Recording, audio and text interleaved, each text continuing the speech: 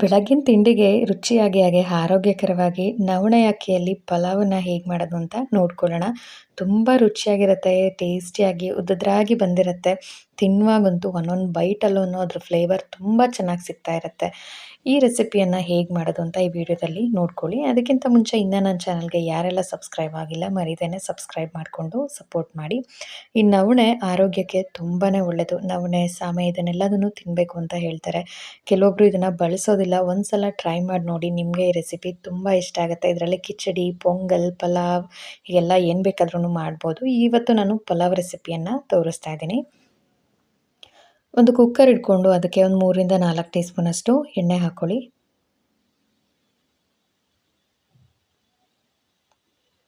ಎಣ್ಣೆ ಚೆನ್ನಾಗಿ ಕಾಯಲಿ. ಹಾಗೆ ಅದಕ್ಕೆ 1 ಟೀ ಸ್ಪೂನಷ್ಟು ತುಪ್ಪ ಹಾಕ್ಕೊಳ್ತಾ ಇದ್ದೀನಿ. ತುಪ್ಪ ಕೂಡ ಆರೋಗ್ಯಕ್ಕೆ ತುಂಬಾ ಒಳ್ಳೆಯದು. ಹಾಗೆಯೇ ತುಂಬ ಟೇಸ್ಟ್ ಚೆನ್ನಾಗಾಗುತ್ತೆ ತುಪ್ಪ ಬಳಸೋದ್ರಿಂದ.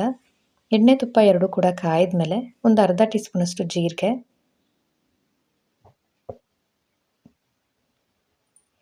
ಹಾಗೆಯೇ ಒಂದು ಅರ್ಧ ಟೀ ಸ್ಪೂನಷ್ಟು ಉದ್ದಿನಬೇಳೆ, ಒಂದು ಅರ್ಧ ಟೀ ಸ್ಪೂನಷ್ಟು ಕಡಲೆಬೇಳೆ, ಇದೆಲ್ಲದನ್ನು ಕೂಡ ಚೆನ್ನಾಗಿ ಕೆಂಪಗಾಗೋವರೆಗೂ ಮಾಗಿಸ್ಕೊಳ್ಳಿ. ಹಾಗೆ ಒಂದು 2ರಿಂದ 3 ಟೀ ಸ್ಪೂನಷ್ಟು ಕಡಲೆಕಾಯಿ ಬೀಜ ಹಾಕ್ಕೊಳ್ತಾ ಇದ್ದೀನಿ. ಕಡಲೆ ಬೀಜ ಎಲ್ಲ ಚೆನ್ನಾಗಿ ಕೆಂಪಗಾಗೋವರೆಗೂ ಮಾಗಿಸ್ಕೊಳ್ಳಿ.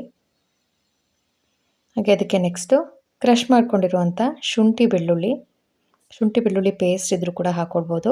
ಒಂದು 5ರಿಂದ 6 ಹಸಿಮೆಣಸಿನ್ಕಾಯಿ, ಒಗ್ಗರಣೆಗೆ ಸ್ವಲ್ಪ ಕರಿಬೇವು, ಹಾಗೆಯೇ ಒಂದು 2 ಈರುಳ್ಳಿ ಸಣ್ಣದಾಗಿ ಕಟ್ ಮಾಡ್ಕೊಂಡು ಸೇರಿಸ್ಕೊಳ್ತಾ ಇದ್ದೀನಿ. ಹಾಗೆಯೇ ಒಂದು 2 ಟೊಮ್ಯಾಟೊ. ಈರುಳ್ಳಿ, ಟೊಮ್ಯಾಟೊ ಇದೆಲ್ಲನೂ ಚೆನ್ನಾಗಿ ಸ್ವಲ್ಪ ಮೆತ್ತಗಾಗೋವರೆಗೂ ಮಾಗಿಸ್ಕೊಳ್ಳಿ.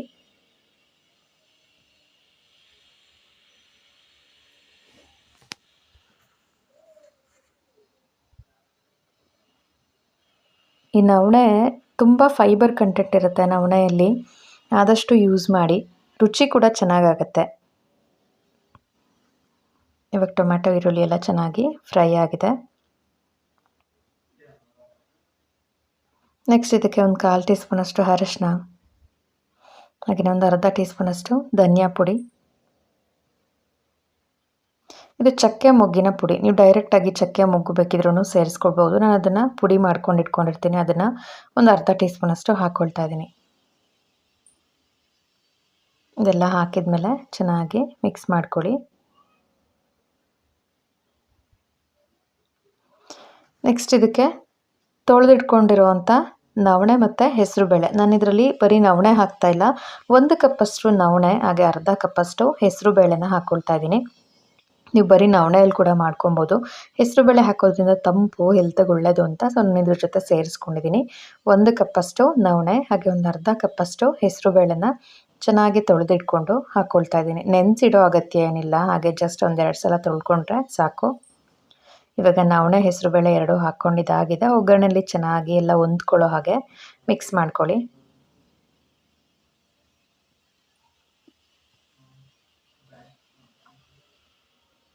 ಇದಕ್ಕೆ ಕಾಂಬಿನೇಷನ್ ಆಗಿ ಮೊಸರು ಗೊಜ್ಜು ಮಾಡ್ಕೊಬೋದು. ತುಂಬ ರುಚಿಯಾಗಿರುತ್ತೆ. ಬಿಸಿ ಇದರಲ್ಲೇ ತಿನ್ನಬೇಕು, ಸಖತ್ತಾಗಿರುತ್ತೆ ಟೇಸ್ಟು. ನಾನು ಇದರಲ್ಲಿ 1 ನವಣೆ, 1 ಕಪ್ಪು, ಅರ್ಧ ಕಪ್ಪಷ್ಟು ಹೆಸರುಬೇಳೆ ಹಾಕಿದ್ದೀನಿ. 1.5 ಕಪ್ಪಿಗೆ 3 ಕಪ್ಪಷ್ಟು ನೀರನ್ನು ಸೇರಿಸ್ಕೊಳ್ತಾ ಇದ್ದೀನಿ. 1.5ಗೆ 3 ಅಂದರೆ ಡಬಲ್ ಕ್ವಾಂಟಿಟಿಯಲ್ಲಿ ನೀರನ್ನು ಸೇರಿಸ್ಕೊಂಡಿದ್ದೀನಿ.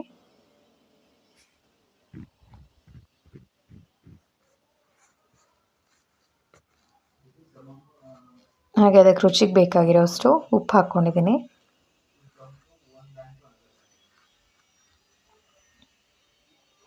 ನೆಕ್ಸ್ಟ್ ಇದಕ್ಕೆ ಸಣ್ಣದಾಗಿ ಕಟ್ ಮಾಡಿಟ್ಕೊಂಡಿರುವಂಥ ಕೊತ್ತಂಬರಿ ಸೊಪ್ಪು, ಹಾಗೆ ಸ್ವಲ್ಪ ಪುದೀನ ಸೊಪ್ಪನ್ನು ಕೂಡ ಸೇರಿಸ್ಕೊಂಡಿದ್ದೀನಿ, ಫ್ಲೇವರ್ ಚೆನ್ನಾಗುತ್ತೆ ಅಂತ.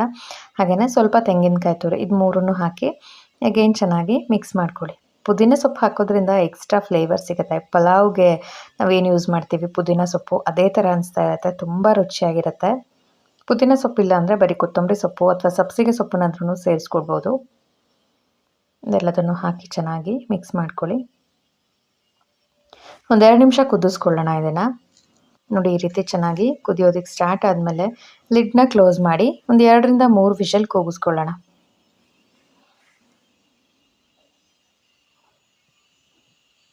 ಇವಾಗ ವಿಷಲ್ ಕೂಗಿ ಕುಕ್ಕರ್ ತಣ್ಣಗಾಗಿದೆ. ನೋಡಿ ತೋರಿಸ್ತೀನಿ ಯಾವ ರೀತಿ ರೆಡಿಯಾಗಿದೆ ಅಂತ. ಸಖತ್ತಾಗಿತ್ತು. ಟೇಸ್ಟ್ ಅಂತೂ ತುಂಬಾ ಚೆನ್ನಾಗಿತ್ತು. ಈ ನವಣೆ ಯೂಸ್ ಮಾಡೋದು ಹೆಲ್ತ್ಗೆ ತುಂಬಾ ಒಳ್ಳೆಯದು. ಶುಗರ್ ಪೇಷಂಟ್ಸ್ಗಾಗಲಿ ಅಥವಾ ಒಳ್ಳೆ ಡಯಟ್ ಫುಡ್ಡು ಇದು. ಲೈಟ್ ಫುಡ್, ತುಂಬ ಹೆವಿ ಫುಡ್ ಅಂತ ಅನಿಸೋದಿಲ್ಲ.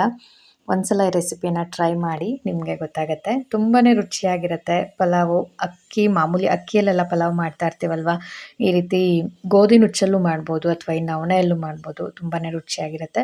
ಈ ವಿಡಿಯೋ ಹಾಗೆ ರೆಸಿಪಿ ನಿಮ್ಗೆಲ್ಲರಿಗೂ ಇಷ್ಟ ಆಯಿತು ಅನ್ಕೋತೀನಿ. ಇಷ್ಟ ಆಗಿದ್ರೆ ಲೈಕ್ ಮಾಡಿ, ಶೇರ್ ಮಾಡಿ, ಕಮೆಂಟ್ ಮಾಡಿ. ಹಾಗೆ ಇನ್ನೂ ನನ್ನ ಚಾನಲ್ಗೆ ಯಾರೆಲ್ಲ ಸಬ್ಸ್ಕ್ರೈಬ್ ಆಗಿಲ್ಲ ಮರಿದೇನೆ ಸಬ್ಸ್ಕ್ರೈಬ್ ಮಾಡಿಕೊಂಡು ಸಪೋರ್ಟ್ ಮಾಡಿ. ಪಕ್ಕದಲ್ಲಿ ಕಾಣಿಸೋ ಬೆಲ್ಲೈಕನ್ನ ಪ್ರೆಸ್ ಮಾಡಿದರೆ ನಾನು ಹಾಕುವಂಥ ಎಲ್ಲ ವಿಡಿಯೋ ನೋಟಿಫಿಕೇಷನ್ಸ್ ನಿಮಗೆ ತಲುಪುತ್ತೆ. ಮರಿದೇನೆ ಈ ರೆಸಿಪಿನ ಒಂದ್ಸಲ ಟ್ರೈ ಮಾಡಿ ನೋಡಿ. Thank you.